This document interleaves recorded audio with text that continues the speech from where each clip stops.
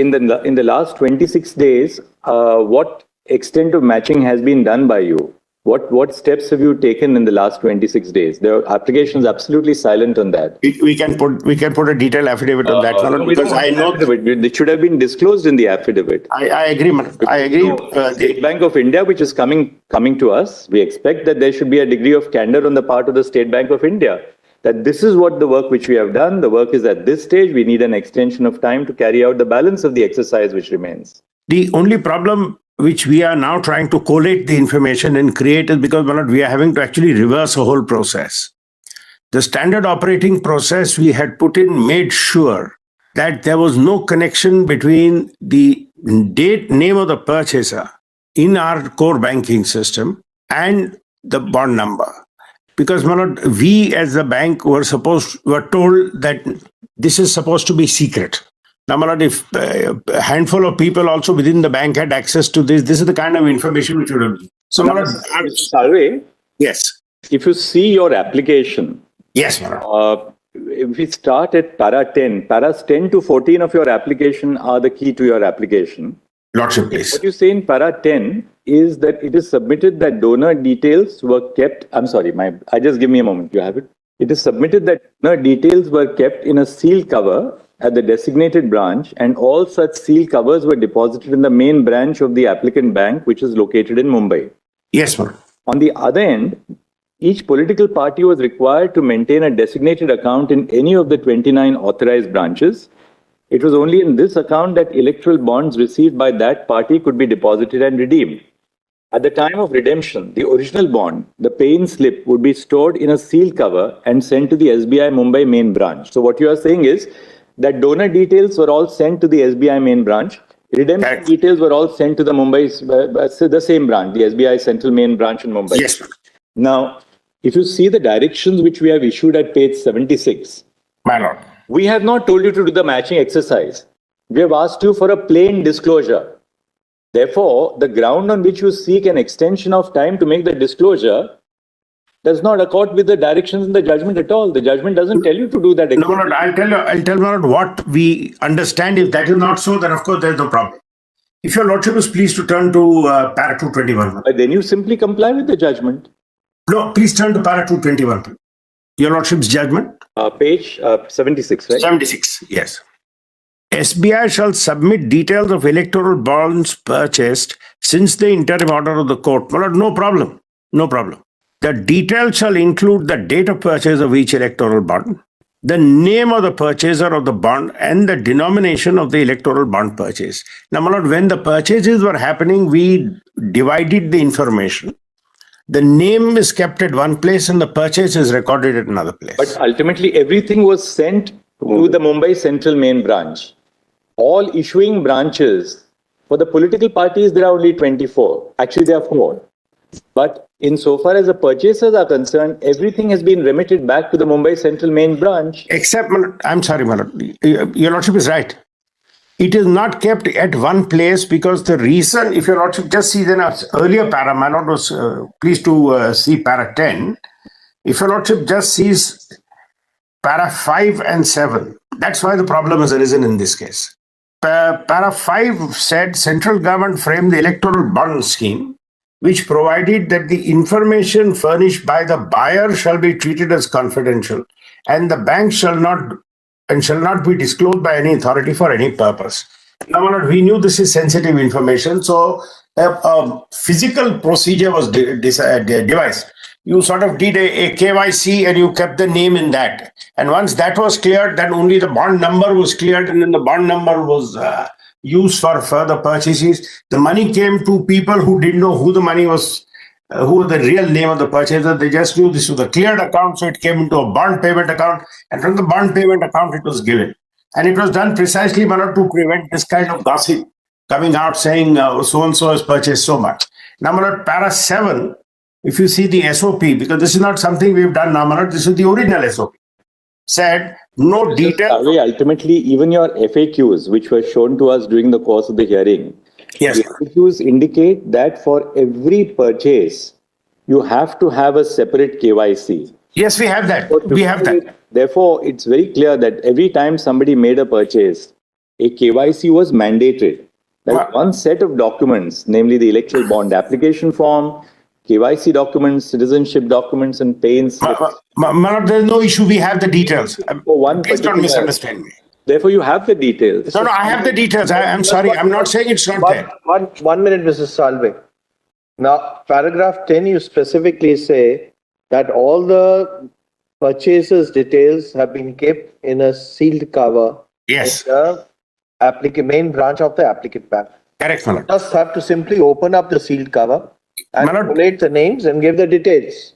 Manoj, as far as paragraph 11 is concerned, then you're saying that the Dhoni's details are being kept in a sealed cover, envelope in a sealed cover. Open up the sealed cover and give the details. In fact, tell Manoj where the only bit of information. If I'm not mistaken, the EC was asked to file an affidavit, which you in a sealed affidavit or details in a sealed envelope, which we have not opened. With regard to the donor details and other details during the course of hearing, which they may have filed. Manoj, my problem is this, Manoj. With respect, in fact, just responding to what my lord has said, I have full details of who purchased the bond, but that's put in one silo of information. I have full details of where the money came from, which is in a second silo, and I have a complete detail of which political party tendered how many bonds and who has been paid how much. That's a easy ask. That can be given straight away. The problem is, Manoj, I have to now put the name of the purchaser, which is in the first sealed packet, and these are all physically kept. They were not put into the banking system. And each form will have to be taken out, the name checked, that name now correlated to the payment detail, and the payment detail correlated to the bond, and finally that's where the bond number gets generated, and then we can connect as to which political party who has given that money. Okay, that has not been asked, Mr. Salve. But Manoj, I have to give direction to correlate it with the purchaser and the political party. Manoj, para 76 does suggest that. Would your lordship just see it for a moment, if you lordship? Don't go by what is suggested. Whatever you wanted to speak, we have spoken in black and white. No, in that, Manoj, your lordships, please see that sentence. I'm not, Manoj, we have no desire at all to try and expand our own job, Manoj. Please see page 76. This by itself is creating difficulties. Manoj, your lordship say the detail shall include date of purchase of a bond, no problem. But the moment I have to give the detail of the name with the bond number, that is taking time because we had deliberately put these in two silos. If your lordships want only the details of who purchased the bonds, we can give that straight away. Mr. Salve, our judgment is dated 15th of February 2024. Yes, ma'am. We are now on the 11th of March. Yes, ma'am. In the last 26 days, what extent of matching has been done by you? What steps have you taken in the last 26 days? The application is absolutely silent on that. We can put a detailed affidavit on that, because I know it should have been disclosed in the affidavit. I agree, man. I agree. State Bank of India, which is coming to us, we expect that there should be a degree of candor on the part of the State Bank of India.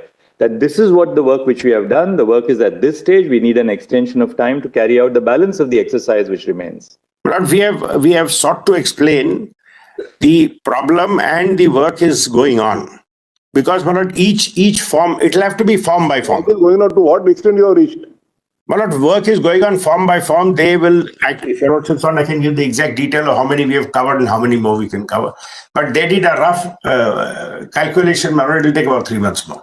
Because I'll tell Manoj my other concern. I have another big concern, Manoj. I cannot make a mistake in this. I'll get sued by the donor. I'll get sued by people, because I cannot by mistake say A got it when B had it. The highest court of this country. So where is the question of you being sued? I'm sorry, Manoj. Whatever you are doing under the directions of the highest court of. No, Manoj. If I make a mistake, if I say Mr. X got it instead of Mr. Y got it, in a hurry to give the numbers, I could create havoc there, Manoj, because ultimately. As we take it, Mr. Salve, you are accepting that there's no difficulty in giving names of the donors who purchased the bonds and the amount they purchased the bonds. You have got no difficulty in giving details of the political parties who have purchased the particular bonds. The only difficulty is matching the purchased bond with that. But 26 days, you must have carried out at least some say 10,000 bonds you have been able to collate, 5,000 bonds you have been able to collate? Well, quite frankly, what I saw, they were struggling with it. They were making charts which we saw were not matching. They don't. I'll tell you what has happened. No, I'll tell you candidly what has happened. If I'm not mistaken, it was pointed out to us that the bonds had some number which Yes. under some instrument they were able to. Yes. But that number, That's all has to be done. that number is not to be found in the application for purchase or in the first set of documents. The problem is that number, when number was generated, that number has been scrambled and put elsewhere, and that number has been kept secret. Now, putting that will require tracing it into each transaction. At the stage of the interim order, and I'm saying what happened at that time. The kind of information which your lordship asked was a macro information. So that is no problem. In pursuance of the interim order, Yes. Election Commission of India has filed, details before us. Or whatever they have. In separate silos, if we can use that expression. Yes. The ministry has placed that, in secured custody with us. We'll direct them to open it here right now, because since we were deciding a point of constitutional validity, we didn't consider it necessary either during the course of the hearing or thereafter.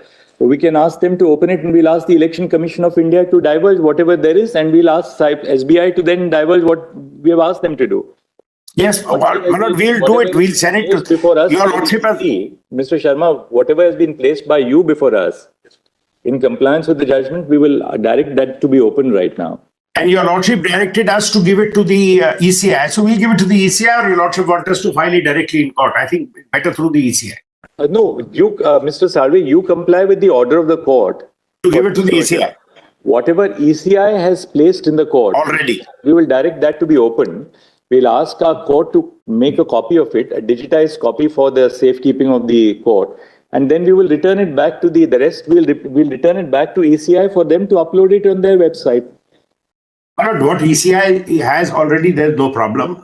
We will give to the ECI as in the time, if you're not to give us 3 months, we'll go and give it to the ECI. And they, as and when they get it, they can upload it. We want to make sure we get every bond number right, every donor right. Because this otherwise is going to create havoc. For today, for donors who come and say, this is not my bond, I did not purchase this, you put the wrong number on my bond, I did not give this. There's no question of that. Once he's given the KYC, he's given the details, you also have the application. The application will be having the amount. No, I'm sorry, Marat. I'm sorry. My concern is he purchased bond number X.